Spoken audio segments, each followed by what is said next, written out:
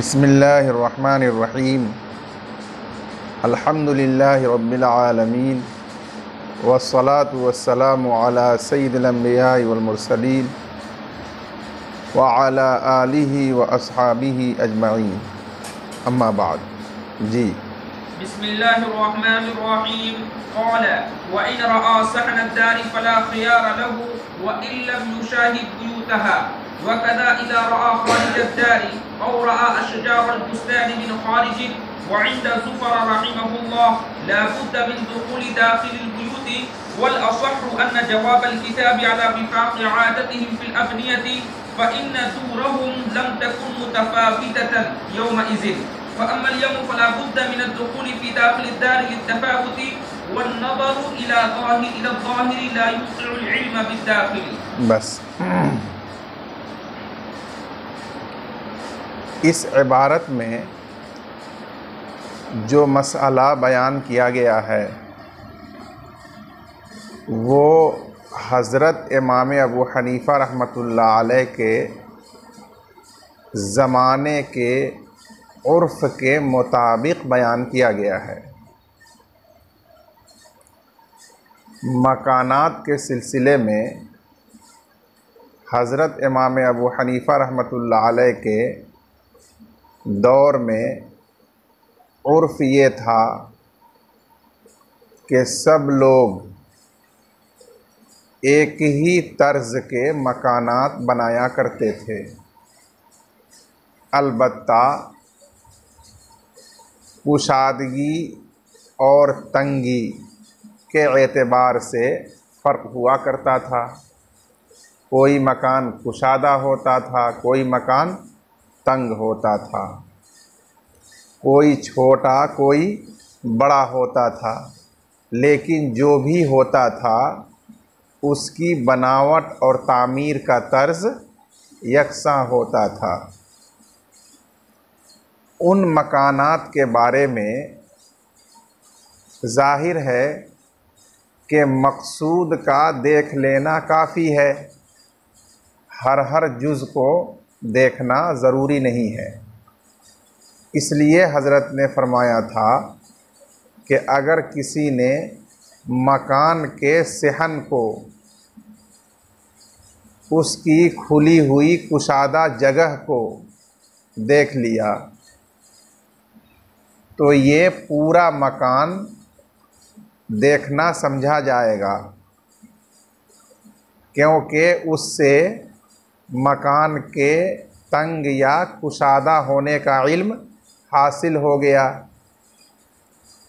लिहाजा अब उसके बाद उस मकान को ख़रीदेगा तो उसे ख़यार रुयत हासिल नहीं होगा। इसी तरह से बाहर से मकान को देख लिया, उससे भी उसकी कुशादगी या तंगी का अच्छी तरह अंदाज़ा हो जाएगा। लिहाजा उसके बाद ख़रीदा तो उसको ख़यार हासिल नहीं होगा रुयत का। इसी तरह बाग को बाहर से देख लिया तो अंदर बागात में तमाम दरख्तों की सूरत हाल यकसा ही हुआ करती थी। इसलिए बाहर से दरख्तों को अगर देख लिया तो उससे दरख्तों का उसे अंदाज़ा हो जाया करता था। इसलिए उसके बाद ख़रीदा बाग को तो उसमें उसे ख़यार रुयत हासिल नहीं होगा। इमाम ज़ुफ़र रहमतुल्लाह अलैह ने उस ज़माने में भी इस मसले में इख्तिलाफ़ फरमाया था कि बिलाशुबहा अक्सर मकानात तर्ज़ तामीर में यकसा होते हैं, लेकिन ये यकसानियत कोई लाज़मी और ज़रूरी चीज़ नहीं है। हो सकता है कि कोई मकान आम तर्ज़ तामीर से मुख्तलिफ हो। इसलिए उन्होंने फरमाया था कि अंदर दाखिल होकर कमरों को देखना भी ज़रूरी है। उसके बाद जब मकान को ख़रीदेगा तो उसका ख़यार रुयत बाकी नहीं रहेगा। इसी तरह बागात में भी बाहर से दरख्तों को देखने के बावजूद अंदर में दरख्त उससे मुख्तलिफ हो सकते हैं, इसलिए वहाँ भी ज़ाहिर का तकाज़ा यही है कि इमाम ज़ुफ़र रहमतुल्लाह अलैह के क़यास के मुताबिक बाग़ के अंदर दाखिल होकर दरख्तों को देखना भी ज़रूरी है। उसके बाद ख़रीदेगा तो उसे ख़यार रुयत हासिल नहीं होगा। हमारे साहिब हिदाया ने फ़रमाया कि मतन में जो मसला इमाम मोहम्मद ने बयान फरमाया वो उस ज़माने के उर्फ़ और आदत के मुताबिक है जो मकानात के सिलसिले में राइज था कि सब मकानात एक ही तर्ज़ तामीर के हुआ करते थे। फ़र्क सिर्फ़ कुशादगी और तंगी छोटे और बड़े का था। उसके लिए बाहर से देख लेना या सहन को देख लेना काफ़ी हो जाता था। उसके बाद के ज़माने में मकानात मुख्तलिफ़ तर्ज़ के बनाए जाने लगे, तो ज़ाहिर है कि अब सहन या बाहर के देखने से मक़सूद का इल्म हासिल नहीं हो सकता। इसलिए अंदर दाखिल होकर कमरों को और हर उसके हिस्से को देखना ज़रूरी है ताकि उसके बारे में सही इल्म हासिल हो जाए मुश्तरी को। उसके बाद ख़रीदेगा तो उसे इख्तियार हासिल नहीं होगा। ये बात समझ में आ गई? क़ाला व इन रआ सहनदारी फ़ला ख़यार लहू। अल्लामा क़ुदूरी रहमतुल्लाह अलैह ने फ़रमाया, और अगर मुश्तरी ने मकान के सहन को यानी सामने के कुशादा खुले हुए हिस्से को देख लिया, फ़ला ख़यार लहू यानी उसके बाद ख़रीदा, तो उसे ख़यार रुयत हासिल नहीं होगा। व इल्लम युशाहिद बुयूतहा, अगरचे उसने उसके कमरों को नहीं देखा हो अंदर दाखिल होकर। व कज़ालिका इज़ा रआ ख़ारिजत दारी, और इसी तरह जब मुश्तरी ने मकान के बाहर हिस्से को देख लिया तो उस सूरत में भी उसे ख़यार रुयत हासिल नहीं होगा। आइए आइए आइए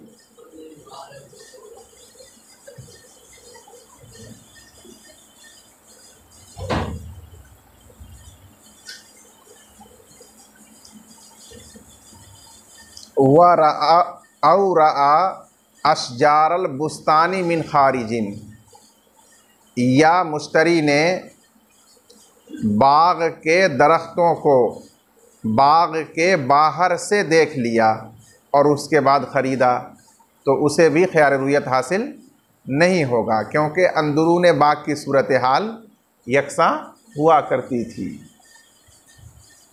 वइंद ज़ुफ़र रहिमहुल्लाह लाबुद्द मिन दुख़ूल दाखिलिल बुयूत, और हज़रत इमाम ज़ुफ़र रहमतुल्लाह अलैह के नज़दीक ज़रूरी है घरों के अंदर दाखिल होना, यानी अंदर दाखिल होकर हर कमरे और घर को देखना ज़रूरी है। फिर उसके बाद ख़रीदेगा तो ख़यार रुयत नहीं होगा।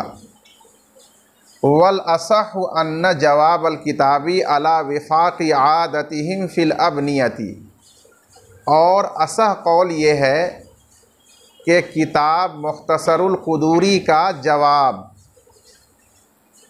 उन हज़रात के उर्फ़ के मुताबिक है जो मकानात में राइज था, इमारतों में राइज था।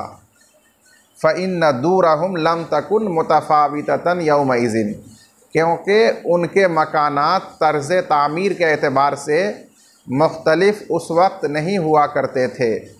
फ़अम्मल यौम फ़ला बुद्द मिन दुख़ूली फ़ी दाखिली दारी लित्तफ़ाउत, लेकिन आजकल हमारे ज़माने में घर के अंदर दाखिल होना और हर कमरे को देखना ज़रूरी है, लित्तफ़ाउत तर्ज़ तामीर में फ़र्क हो जाने की वजह से। वन्नज़रु इला ज़ाहिरी ला युक़िउल इल्म बिद्दाखिल, और जब अंदर में फ़र्क है तर्ज़ तामीर का, तो ज़ाहिर को या ख़ारिज को देख लेना ये अंदर के इल्म को अता नहीं करता, वाक़े नहीं करता। इसलिए वहाँ अब अंदर भी जाकर देखना हर हिस्से को ज़रूरी होगा। फिर उसके बाद ख़रीदेगा तो ख़ियार रुयत नहीं मिलेगा। और अंदर देखे बग़ैर ख़रीद लिया, सिर्फ़ ज़ाहिर और बाहर देख कर, तो उसको ख़ियार रुयत हासिल होगा जब वो अंदर देखेगा। ठीक है।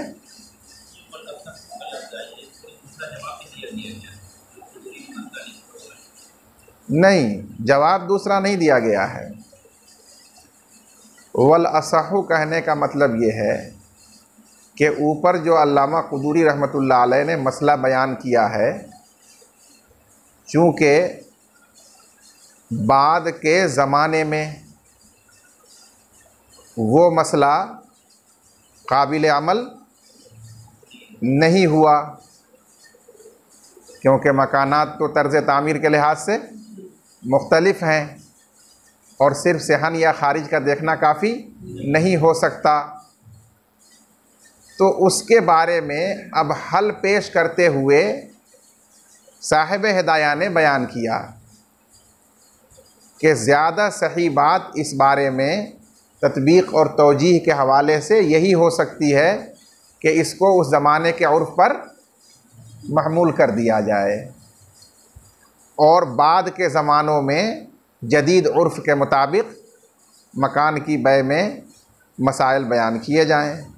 इसलिए असह कहा है। इसके मुकाबिल कोई और कौल है, कोई और तौजीह है, ये मुझे मालूम नहीं है जी।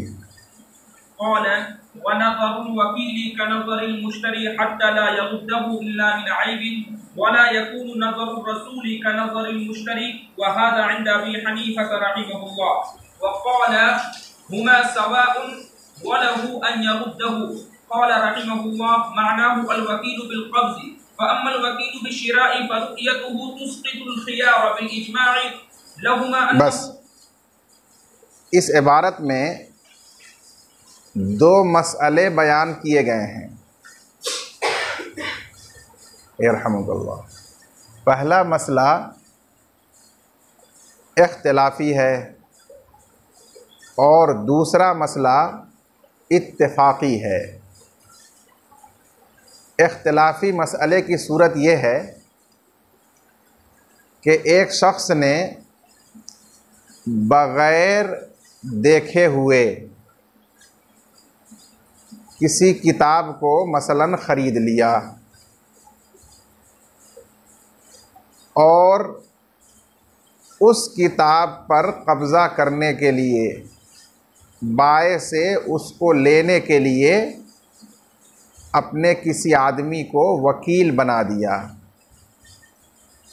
कि आपको मैं अपनी फ़लाँ ख़रीदी हुई किताब कब्ज़ा करने और बाय से वसूल करने का मैं वकील बनाता हूँ। अब ये शख्स वकील बिल कब्ज़ हो गया।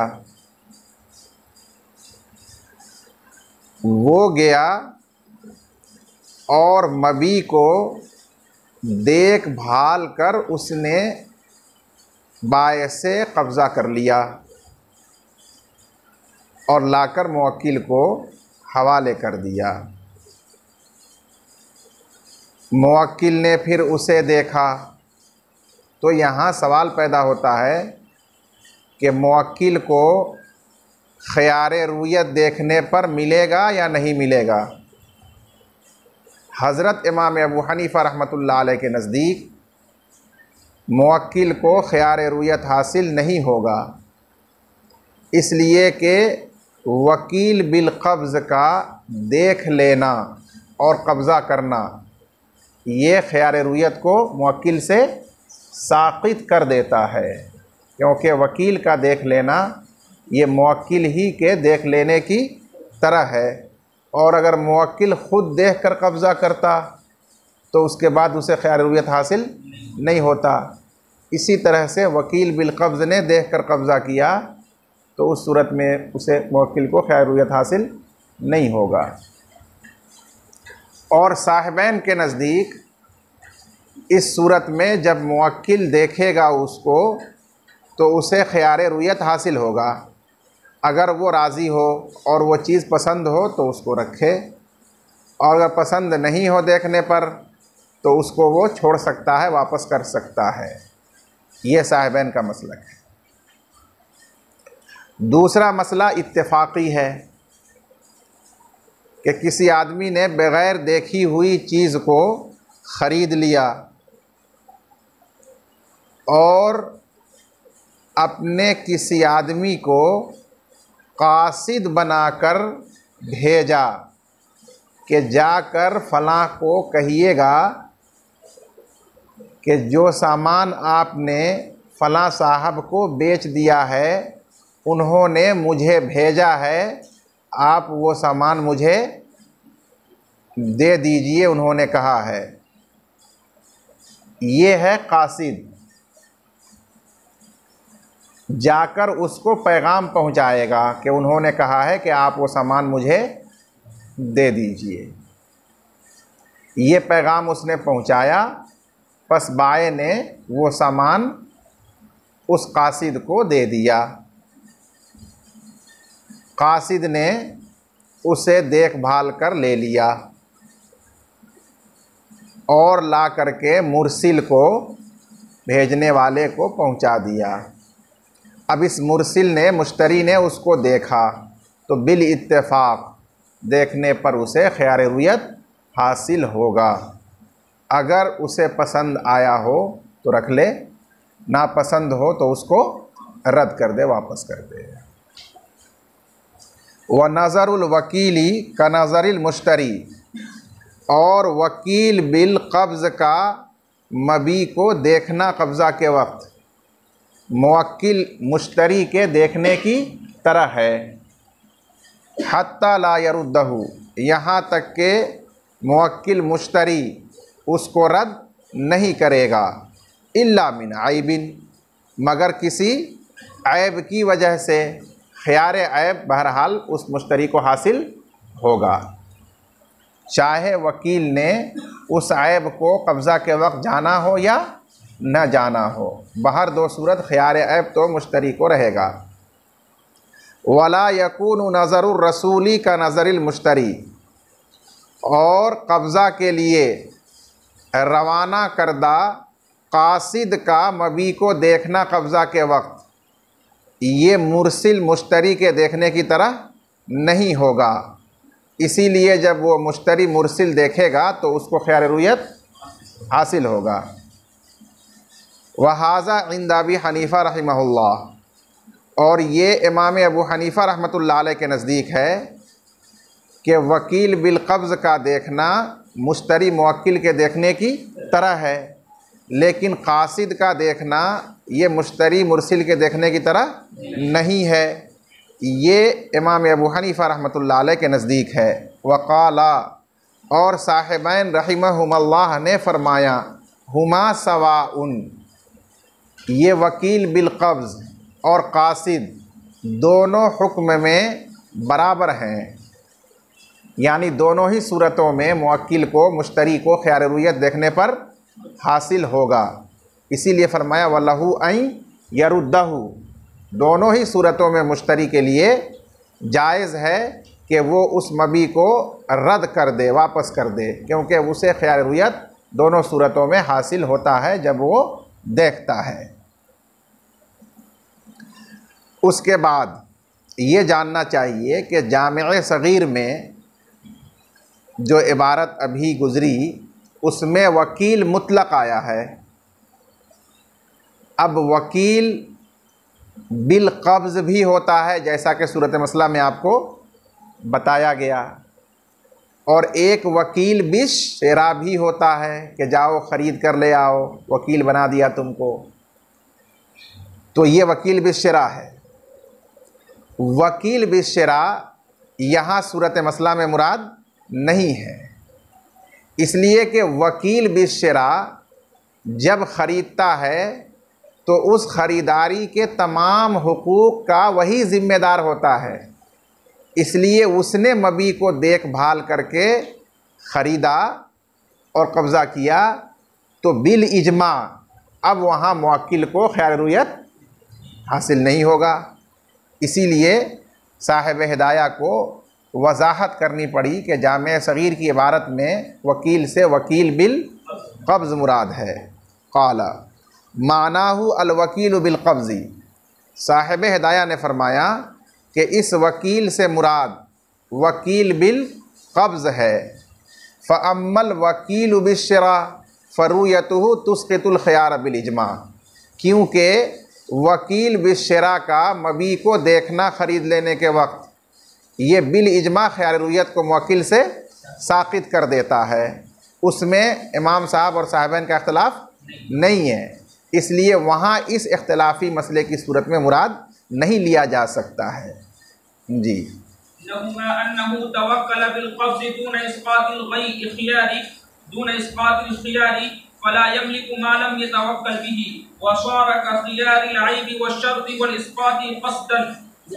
बस साहिबैन की दलील ये है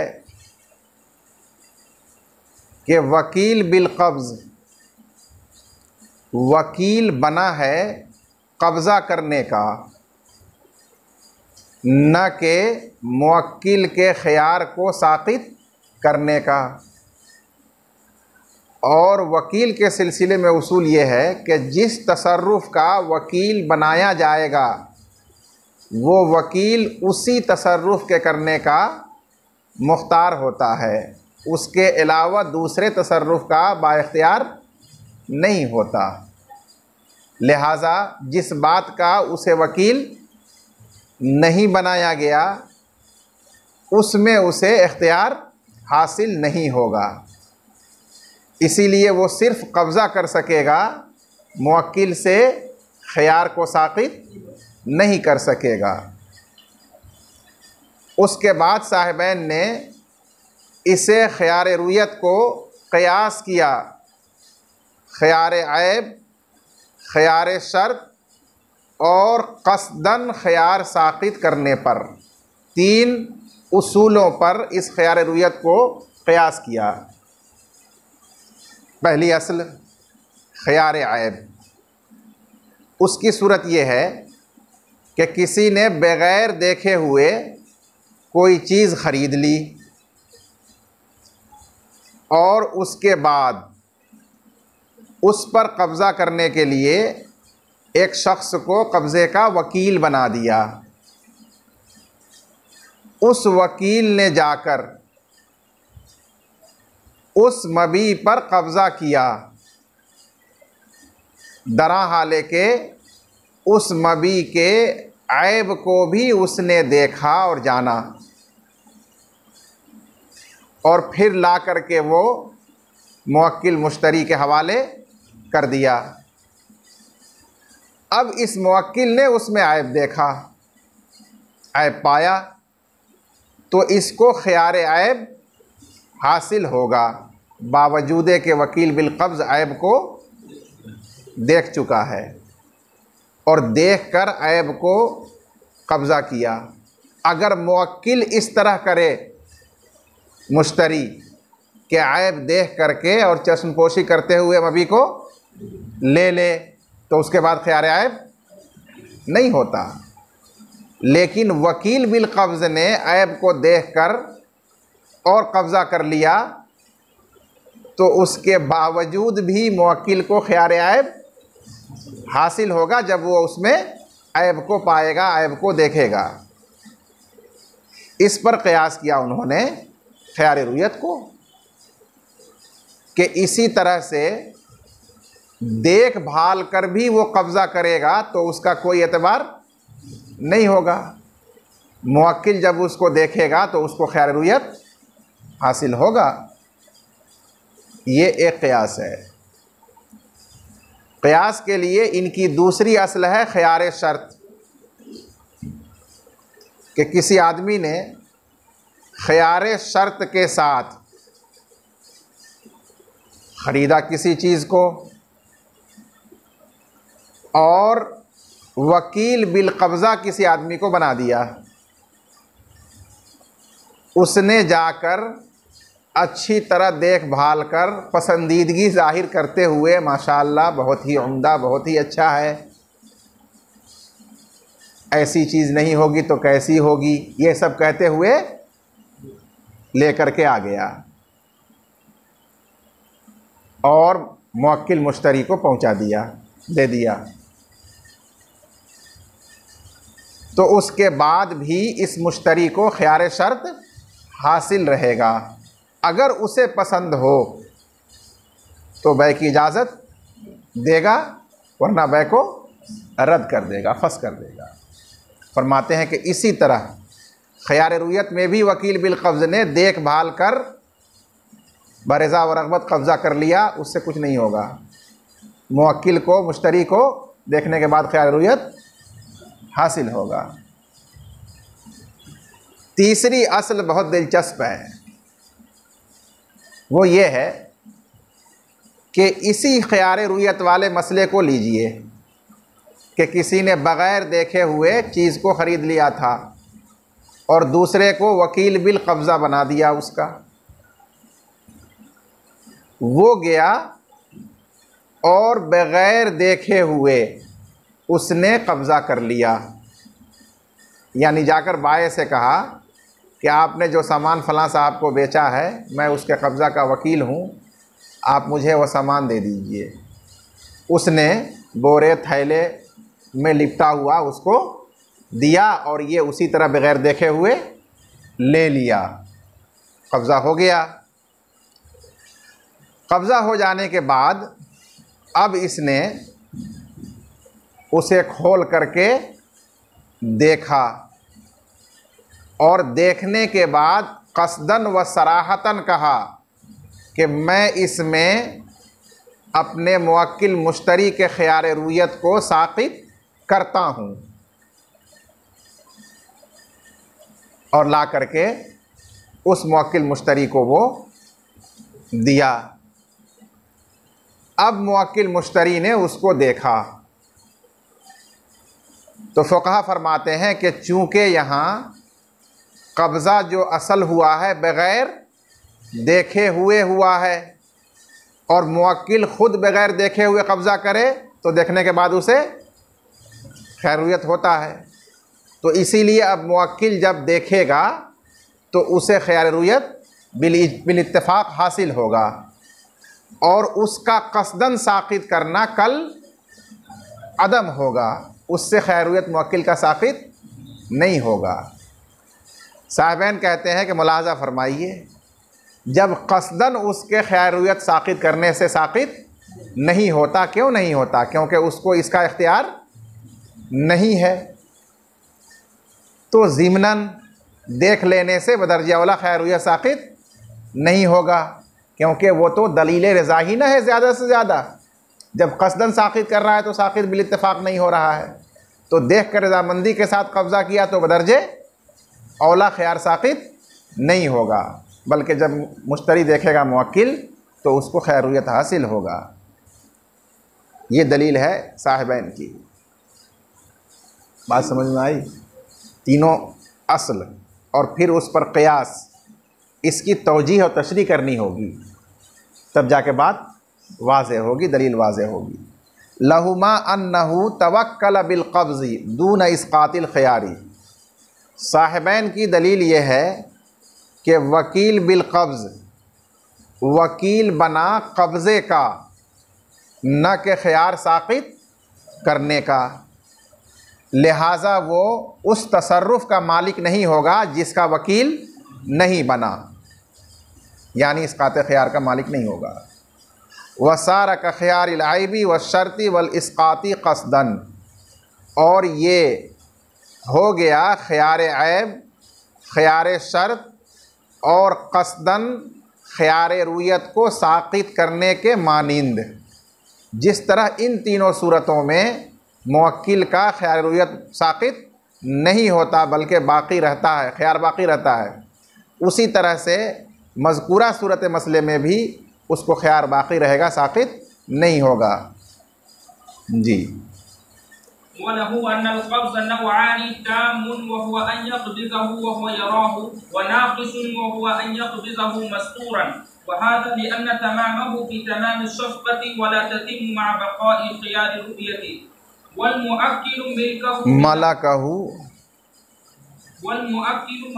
बिनौइहि फ़क़दल वकीलु व मता क़बज़ल मुवक्किलु वहुव यराहु सक़तल ख़ियारु फ़क़दल वकीलु लिइतलाक़ तौकील व इज़ा क़बज़हु मस्तूरन इंतहा तौकील बिन्नाक़िस मिन्हु वला यमलिकु इस्क़ातहु क़स्दन बअद ज़ालिक। बस इमाम अबू हनीफ़ा रहमतुल्लाह अलैह की दलील का हासिल ये है कि कब्ज़ा की दो किस्में हैं, एक कब्ज़े ताम और दूसरा कब्ज़े नाक़िस। कब्ज़े ताम वो कब्ज़ा है जिसको बग़ैर आपसी रज़ामंदी या क़ज़ाए क़ाज़ी के रद्द नहीं किया जा सकता।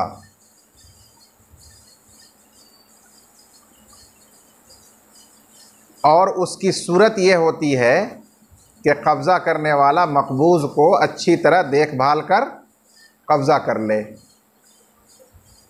तो ये ताम कब्ज़ा हो जाता है। अब ये रद्द नहीं किया जा सकता इल्ला ये कि दूसरा फ़रीक़ भी उसके रद्द पर राज़ी हो, और अगर वो राज़ी न हो रहा हो तो फिर काज़ी का फ़ैसला उस पर लिया जाए रद्द के मुताल्लिक़, तभी वो कब्ज़ा रद्द होगा। इन दोनों में से किसी एक के बग़ैर अपनी मनमानी और मर्ज़ी से वो अब रद्द नहीं हो सकेगा, इसीलिए उसको ताम कहते हैं। और कब्ज़ा की दूसरी किस्म है कब्ज़ा नाक़िस, जिसे कब्ज़ा करने वाला अपनी मर्ज़ी से मुस्तरद कर सकता हो, वह नाक़िस कब्ज़ा जो रद्द हो सकता हो। और उसकी सूरत यह होती है कि मक़बूज़ को देखे बग़ैर कब्ज़ा कर लिया जाए, ले लिया जाए, तो ये नाक़िस कब्ज़ा है, क्योंकि उसमें अभी रज़ामंदी मुकम्मल उसकी नहीं हुई, इसलिए अक़्द मुकम्मल नहीं हुआ। जब अक़्द ही मुकम्मल नहीं हुआ तो उस अक़्द के नतीजे में कब्ज़ा भी मुकम्मल नहीं हुआ, इसीलिए जब उसको देखता है तो वो दूसरे की मर्ज़ी के बग़ैर भी उसे वापस और रद्द कर सकता है। ये नाक़िस कब्ज़ा है। अब आप बात आगे बढ़ाइए। मुवक्किल मुश्तरी कब्ज़ा की इन दोनों किस्मों का मालिक है कि वो मबी को देखभाल कर ताम कब्ज़ा करे, तो उस सूरत में उसका ख़ियार साक़ित हो जाएगा, बै ताम हो जाएगी। या नाक़िस कब्ज़ा करे बग़ैर देखे हुए, तो उस सूरत में उसका खैरियत बाक़ी रहेगा, बै ताम नहीं होगी।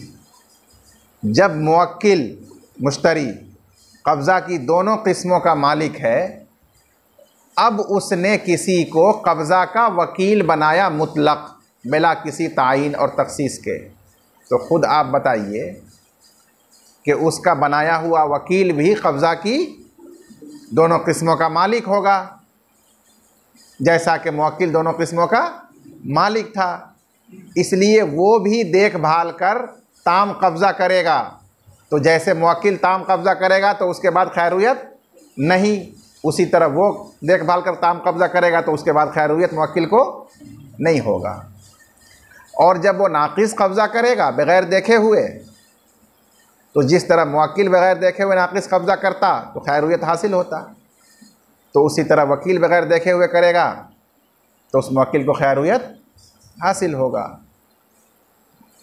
ये है दलील हज़रत इमाम अबू हनीफ़ा रहमतुल्लाह अलैह की। इस दलील के साथ साथ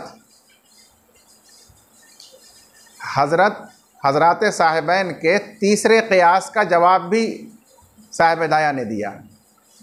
उनका तीसरा क़ियास क्या था कि क़स्दन अगर वो ख़ियार को साक़ित करे तो साक़ित नहीं होता, तो ज़िम्नन बदर्जा औला नहीं होगा। उसका जवाब भी इसी के साथ आ गया कि जब वो बग़ैर देखे हुए कब्ज़ा किया तो कब्ज़ा का उसे वकील बनाया गया था, और बग़ैर देखे हुए उसने कब्ज़ा कर लिया, नाक़िस ही सही, तो जिस काम का वकील बनाया था वो तो पूरा हो गया ना। और वकील जब वकील वाले काम को पूरा कर दे तो वो अजनबी बन जाता है। अब उसके बाद उसके कुछ कहने करने से कुछ होने वाला नहीं है। लिहाजा उसके बाद जब वो देखता है और कहता है कि मैं इसके ख़ियार को साक़ित करता हूँ, तो जाहिर सी बात है कि इसका वो मालिक नहीं है, इसलिए उसका ये कलाम लगो होगा, उसके कहने से कुछ भी साक़ित वक़ीत नहीं होगा। इसीलिए क़स्दन बाद में साक़ित करने से साक़ित नहीं हुआ करता।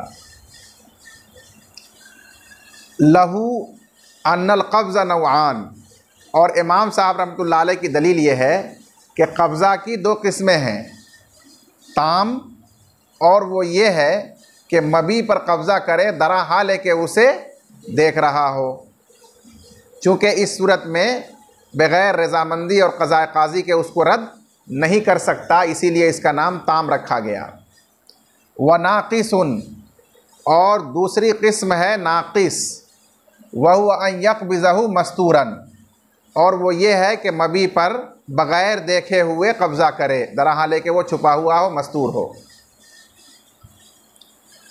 ये दो किस्में कब्ज़ा की हैं। क्यों दो किस्में हैं? वहाज़ा लिअन्न तमामहु बेतमामी सफ़क़ा, और कब्ज़ा की ये दो किस्में इसलिए है कि कब्ज़ा का ताम होना अक़्द के ताम होने से है। वला ततिम्मु मा बक़ाई ख़ियारी रुया, और अक़्द ख़ियार रुयत के बक़ा के साथ ताम नहीं हो सकता, क्योंकि रज़ामंदी मुकम्मल नहीं हुई। तो बस जहाँ ख़ियार रुयत के साथ कब्ज़ा हुआ बग़ैर देखे हुए, वो नाक़िस कब्ज़ा हो गया, और उसी से निकल गया कि जहाँ देखभाल कर कब्ज़ा हुआ ख़ियार रुयत ख़त्म करने के साथ, तो वो क्या हो गया? ताम कब्ज़ा हो गया। वल मुअक्किलु मलकहु बिनौइही, और मुअक्किल मुश्तरी कब्ज़ा का मालिक हुआ उसकी दोनों किस्मों के साथ। वो नाक़िस कब्ज़ा भी कर सकता है, उसके बाद ख़ियार रुयत रहेगा, कामिल भी कर सकता है, उसके बाद ख़ियार रुयत नहीं रहेगा। फ़कज़ल वकील, तो इसी तरह वकील भी कब्ज़ा की दोनों किस्मों का मालिक हो गया। व मता क़बज़ल मुवक्किल व हुवा यराहु सकतल ख़ियारु, और जब मुवक्किल कब्ज़ा करे दरा हाले के मबी को देख रहा हो तो ख़ियारुयत साक़ित हो जाता है।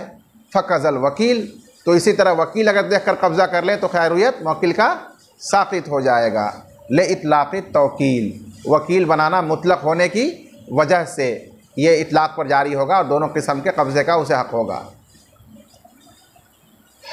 व इज़ा क़बज़हु मस्तूरन, और जब इस वकील बिलक़ब्ज़ ने उस मबी पर कब्ज़ा किया बग़ैर देखे हुए, दरा हाले के वो छुपा हुआ और मख्फ़ी था, इंतहत तौकील बिन नाक़िस मिन्हु, तो तौकील मुकम्मल हो चुकी, पाया तकमील को पहुँच चुकी नाक़िस कब्ज़ा कर लेने की वजह से।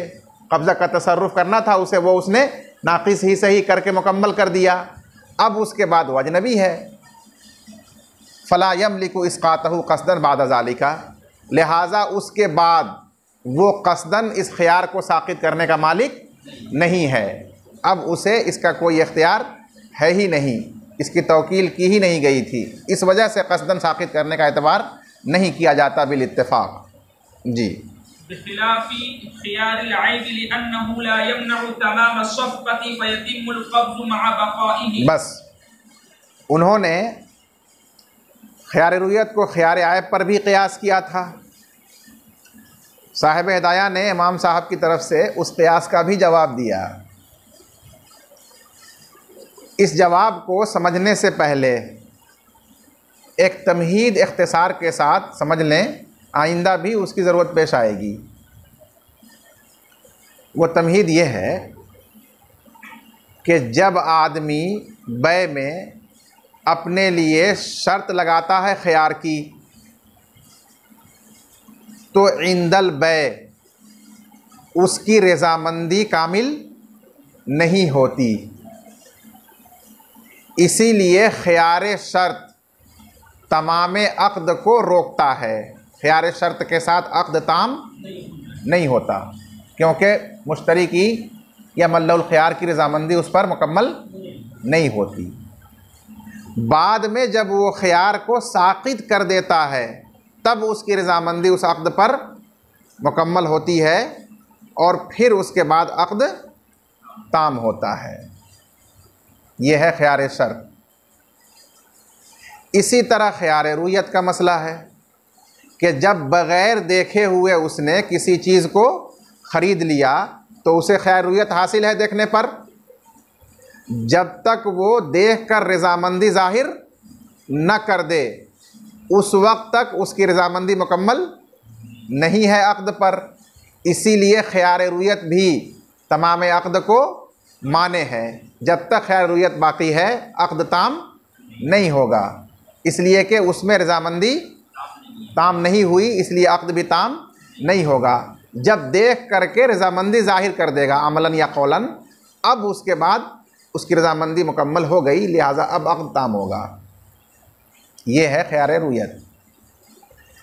लेकिन ख़ियार ऐब में ख़रीदने वाला जिस वक्त कब्ज़ा करता है उस वक्त वो ऐब पर मुत्तला नहीं होता, क्योंकि मुत्तला होकर अगर कब्ज़ा करे तब तो ख़ियार ऐब सिरे से पहले ही ख़त्म हो जाएगा, बाकी नहीं रहेगा।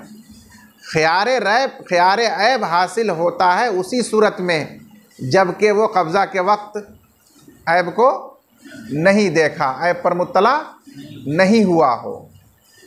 तो लिहाजा वो जब कब्ज़ा कर रहा होता है तो उस वक्त उस मबी पर और उस बै पर उसकी रज़ामंदी मुकम्मल होती है, क्योंकि आलिमुल गैब तो वो है नहीं कि उसे आने वाले ऐब का अभी पता चल जाए और किसी ने उसको ऐब बताया नहीं, दिखाया नहीं। तो इसलिए वो जब ख़रीद करके कब्ज़ा कर रहा होता है तो उस वक्त उसका अक़्द उसकी रज़ामंदी मुकम्मल हो जाने की वजह से ताम हो चुका होता है। अब वो कब्ज़ा ताम करता है क्योंकि रज़ामंदी मुकम्मल होने की वजह से अक़्द मुकम्मल है और अक़्द मुकम्मल होने की वजह से उस पर किया हुआ कब्ज़ा मुकम्मल है। अब उसके बाद जब ऐब को पाता है तो उसे क्या मिलता है? ख़ियार ऐब। पता ये चला कि ख़ियार ऐब तमाम अक़्द से माने नहीं है, क्योंकि उससे पहले उसकी रज़ामंदी मुकम्मल होने की वजह से अक़्द ताम है, और जब अक़्द ताम है तो उसमें जो कब्ज़ा किया गया है वो कब्ज़ा भी ताम है। लिहाजा कब्ज़ा ताम के बाद भी ऐब निकलने पर ख़ियार ऐब हासिल होगा। यही वजह है कि चूँकि अक़्द ताम और रज़ामंदी ताम थी, अब ख़ियार ऐब उसको हासिल हो गया ऐब की वजह से, तो वो अपनी मर्ज़ी से तन्हा उसको रद्द नहीं कर सकता, क्योंकि अब उसे रद्द करना है तो दूसरे की रज़ामंदी से करना होगा, और दूसरा अगर उसके रद्द करने पर राज़ी नहीं हो रहा है तो फिर अदालत में काज़ी के सामने इस मामले को पहुंचाना होगा और तमाम सबूतों के साथ उससे रद्द का फ़ैसला हासिल करना होगा, तब ये रद्द हो पाएगा। क्यों? क्योंकि रज़ामंदी मुकम्मल होने के साथ ये अक़्द मुकम्मल था और उसका कब्ज़ा भी मुकम्मल था। अब इस मुकम्मल कब्ज़ा और अक़्द में लाजिम लुज़ूम का माना पैदा हो गया है। अब उसके बाद अगर आप चाहते हैं उसको वापस करना तो पहले दूसरे फरीक को राज़ी करना होगा। वो राज़ी है तो आप कर दीजिए, अगर उसने गड़बड़ी और तिकड़मबाजी की तो फिर आपको अब अदालत जाना पड़ेगा और वहाँ सबूतों के साथ अपने हक़ में फ़ैसला कराना होगा, तब अब उस फ़ैसले की बुनियाद पर रद्द कर पाएंगे। ख़ियार शर्त और ख़ियार रुयत की तरह हमको नहीं चाहिए, इसलिए हम वापस करते हैं। ख़ियार ऐब में ये मसला नहीं होता है। ये तमहीदी बात समझ में आ गई? जब ये तमहीदी बात समझ में आ गई तो अब आप यहाँ का जवाब सुन लीजिए कि वकील बिल कब्ज़ नाक़िस और ताम कब्ज़ा करने का मालिक है। चुनांचे उसने ताम कब्ज़ा किया मबी को अच्छी तरह देखभाल कर, ऐब को भी जानकर।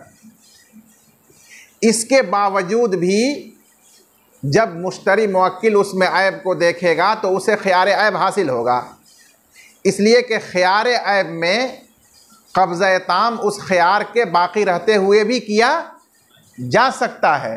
इसलिए वकील ने ताम कब्ज़ा किया तो उससे ख़ियार ऐब का सुकूत लाजिम नहीं आता, उसके बाद भी वो ख़ियार ऐब बरकरार अपने हाल पर रहेगा। इसलिए जब मुवक्किल ऐब पाएगा तो वो ख़ियार ऐब की वजह से उसको रद्द कर सकता है, बरखिलाफ़ ख़ियार रुयत के।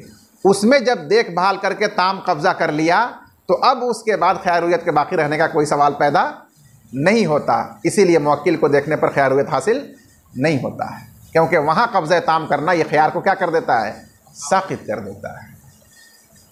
जवाब समझ में आया? फ़र्क के ज़रिए जवाब दिया।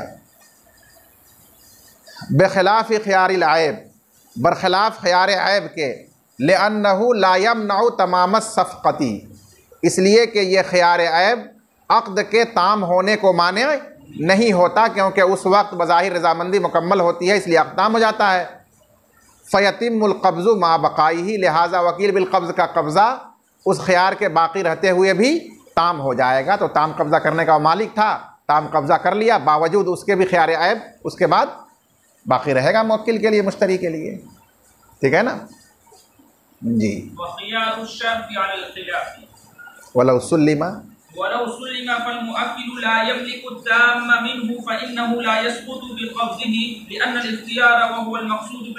इख्तिबार,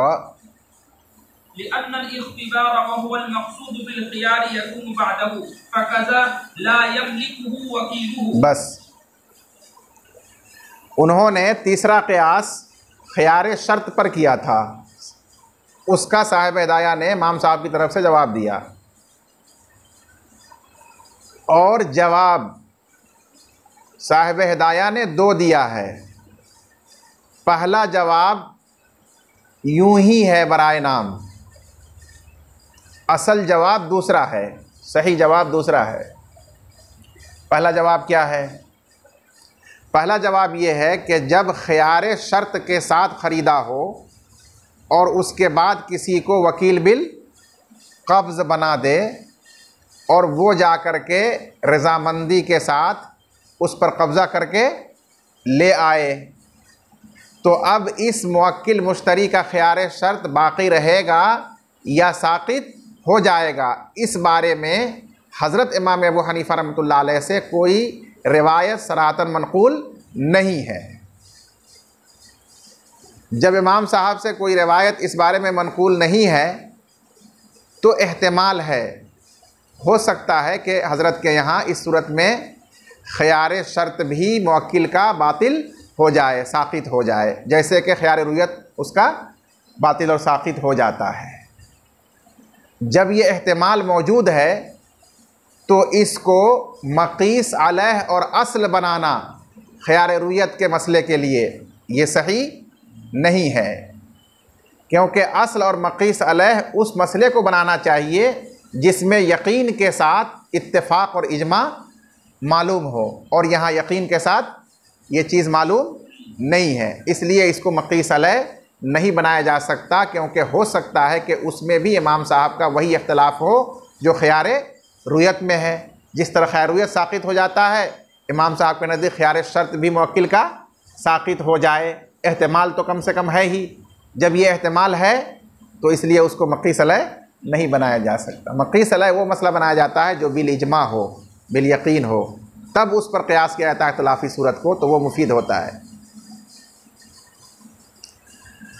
और दूसरा जवाब जो सही और तहक़ीक़ी जवाब है वो ये है कि अभी आपके सामने अर्ज़ किया गया कि ख़ियार शर्त ये भी माने है तमाम अक़्द से, और जब तमाम अक़्द से माने हैं तो तमाम कब्ज़ा से भी माने होगा, होगा कि नहीं होगा। इसीलिए ख़ियार शर्त के होते हुए कब्ज़ा ताम मुमकिन ही नहीं है। न कब्ज़ा ताम ख़ियार शर्त के साथ मुवक्किल कर सकता है और न उसका वकील कर सकता है, इसलिए कि ख़ियार शर्त का मकसद होता है कब्ज़ा करने के बाद उस मबी को चेक करना, आज़माना कि हमारे मकसद और मसलहत के मुताबिक है या नहीं है। अगर है तो रख लिया जाए, नहीं है तो वापस किया जाए। ज़ाहिर है ये कब्ज़ा करने के बाद ही होगा। इसलिए ख़ियार शर्त के साथ जो कब्ज़ा होता है वो नाक़िस ही कब्ज़ा होता है, ख़ियार शर्त के साथ ताम कब्ज़ा होता ही नहीं। लिहाजा उस सूरत में ताम कब्ज़ा का ख़ुद मुवक्किल मुश्तरी भी मालिक नहीं होता कि ख़ियार शर्त रखते हुए ताम कब्ज़ा कर ले, इसका वो मालिक नहीं है। और जिसका वो मालिक नहीं है, ज़ाहिर है कि जिसको वो वकील बिलक़ब्ज़ बनाएगा उस ताम कब्ज़ा का वो भी मालिक नहीं होगा। इसलिए ख़ियार को साक़ित करके और रज़ामंदी ज़ाहिर करते हुए कब्ज़ा करके लाया हो तो उसकी वजह से ख़ियार साक़ित हो जाए, ऐसा नहीं हो सकता। इसलिए फ़रमाया कि वहाँ ख़ियार शर्त मुवक्किल को हासिल रहता है। जैसे ख़ुद वो कब्ज़ा करे तो उसके देखभाल के कब्ज़ा करने से ख़ियार ख़त्म नहीं होगा जब तक कि वो दलालतन या सराहतन उस ख़ियार को साक़ित न कर दे, रज़ामंदी उसकी मुताक़त न हो जाए। ये जवाब दिया उसका। व ख़ियारु शर्ती अलल ख़िलाफ़ी, और ख़ियार शर्त इख्तिलाफ़ पर है। जो ख़ियार रुयत में इमाम साहब का इख्तिलाफ़ है वही ख़ियार शर्त में भी हो सकता है। तो इख्तिलाफ़ी को इख्तिलाफ़ी पर क़ियास करने से कोई फ़ायदा इस्तिदलाल का हासिल नहीं होगा। वलौ सुल्लिमा, और अगर मान लिया जाए कि इमाम साहब के नज़दीक ख़ियार शर्त बाक़ी रहेगा, साक़ित नहीं होगा, जैसा कि यही सही कौल है, तो मुवक्किल कब्ज़ा ताम का मालिक नहीं होता। यानी ख़ियार शर्त के साथ कब्ज़ा ताम वो कर ही नहीं सकता है, क्योंकि ताम के माना तो ये है कि ख़ियार शर्त को ख़त्म करके कब्ज़ा करें, और ज़ाहिर है कि ख़ियार शर्त का मकसद अभी पूरा उसका हुआ ही नहीं है, तो कब्ज़ा ताम कैसे कर लेगा पहले ही। इसी को फरमाया क्योंकि ख़ियार शर्त साक़ित नहीं होता मबी पर कब्ज़ा करने से, क्योंकि मबी को आज़माना जो कि ख़ियार से मकसूद है वो कब्ज़ा करने के बाद ही होता है। तो इसी तरीक़े से इसका उसका वकील भी मालिक नहीं होगा। जब ख़ुद मुवक्किल मालिक नहीं ताम का तो वकील भी मालिक नहीं होगा। इसलिए जो भी वो कब्ज़ा करेगा नाक़िस ही करेगा, यानी उसके बाद ख़ियार शर्त बाक़ी ही रहेगा। इसलिए हमने कहा कि उसको बाक़ी रहता है ख़ियार शर्त। जी।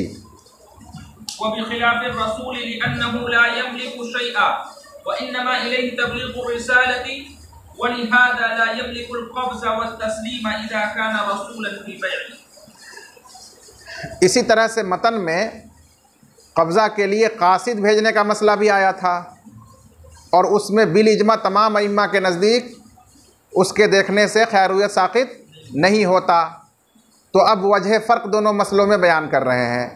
बेखिलाफ़िर रसूल, बरखिलाफ़ कासिद के जो कब्ज़ा करने के लिए भेजा गया हो, वो अगर देखभाल कर कब्ज़ा किया हो तो उससे ख़ैरुयत मुवक्किल का साक़ित नहीं होता। क्यों? लिअन्नहु ला यमलिकु शैअ अय शैअ मिनल क़ब्ज़, इसलिए कि वो कब्ज़ा की किसी किस्म का मालिक नहीं होता है, न कब्ज़ा ताम का और न कब्ज़ा नाक़िस का। वो तो महज़ आलए कार होता है, जिसको भेज करके वो अपना मबी मंगाता है। जैसे कि कोई अपना हाथ बढ़ाकर मबी को अपने पास ले आता है, उसी तरह कासिद को दूर है तो भेज कर उस आले से उसने मबी को अपने पास मंगा लिया, तो वो किसी कब्ज़े का मालिक नहीं है।